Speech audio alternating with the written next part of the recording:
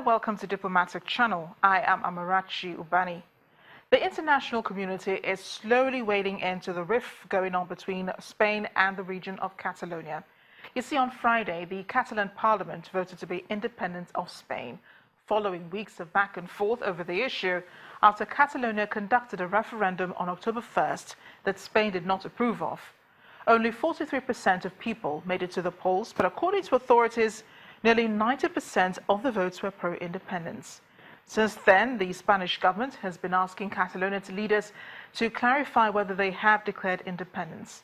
The Catalan government pushed for negotiations which were not forthcoming, with Spain threatening direct rule on the region and early elections. Well, an air of uncertainty hangs over Spain for now as the first shot in the battle for Catalonia really begins. One referendum and weeks of sparring with the Spanish government finally led to the Catalan parliament voting on the region's independence. Noemí de la Calle Cifré. The independence motion was passed in the 135-strong assembly with 70 votes in favor, 10 against and 2 blank ballots. Lawmakers from the Socialist Party, the People's Party and Ciudadanos left the chamber before the vote in protest. Thousands of pro-independence supporters poured into the streets of Barcelona after the declaration. It was a different story in Madrid, the Spanish capital, where residents reacted with shock and anger at the declaration. I didn't think that would be the solution. I thought there would be some logic and that it wouldn't get to this. But in the light of the news I watched this morning, this is not the easy way out of this problem. It's catastrophic, really catastrophic. The people don't know what they are doing. Irresponsible. Either way, they have done it. There's nothing we can do now. If the state does not apply resources to stop it, and the previous government should have put a stop to it instead of just stealing and robbing. That's why what has happened has happened. Go Spain. In the meantime, the upper house of Spain's parliament authorized the government of Prime Minister Mariano Rajoy to rule Catalonia directly from Madrid. Prime Minister Mariano Rajoy later on Friday convened his cabinet to adopt the first measures concerning Catalonia. The measures to be adopted could include firing the Barcelona government and assuming direct supervision of Catalan police forces. But Prime Minister Mariano Rajoy is calling for calm and says the rule of law will be restored in Catalonia.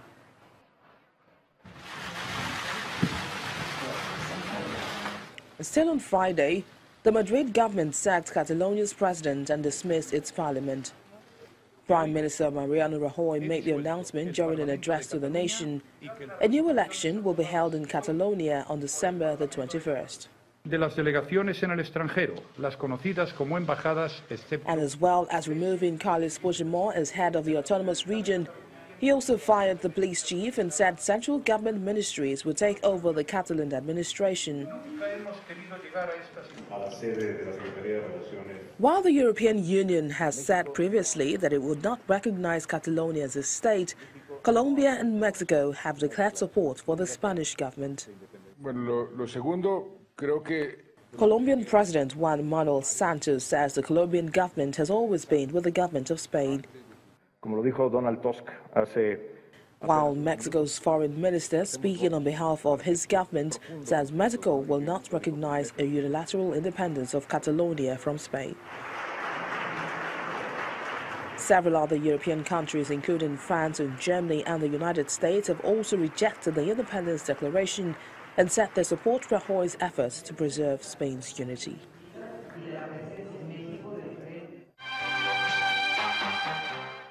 Political unrest is, however, brewing in Kenya, which conducted its presidential rerun on Thursday.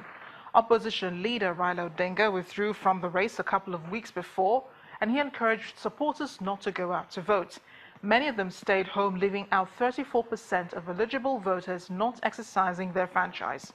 Some others who did not stay home and still did not make it to the polls were out on the streets protesting planned elections for counties, 4 of them on Saturday. The Independent Electoral and Boundaries Commission had extended the presidential poll in Kisumu and these counties because violence had prevented the opening of polling stations and demonstrators on Thursday. The opposition leader, however, rejected the rerun as a sham and said the polls should be cancelled. When, as a commission, we agreed and decided to go on with these repeat elections, as directed by the Supreme Court, we were determined to go beyond all expectations to make it an election beyond any form of reproach. Against all odds and against threats and intimidation, the dedicated staff of IBC went out to deliver an election that the nation could be proud of, in spite of all the hurdles, by the unusual circumstances in which we found ourselves. Some of our staff were hijacked and tortured in some areas, some of their homes broken into and looted, others were forbidden and violently prevented from reporting to their polling stations and were literally chased away. Some have to take refuge in police stations up to now as we speak.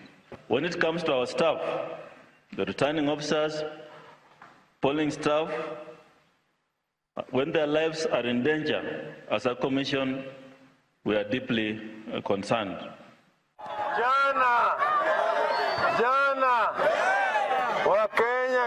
Yesterday, Kenyans all over the country did heed our call to stay at home and not turn out to vote.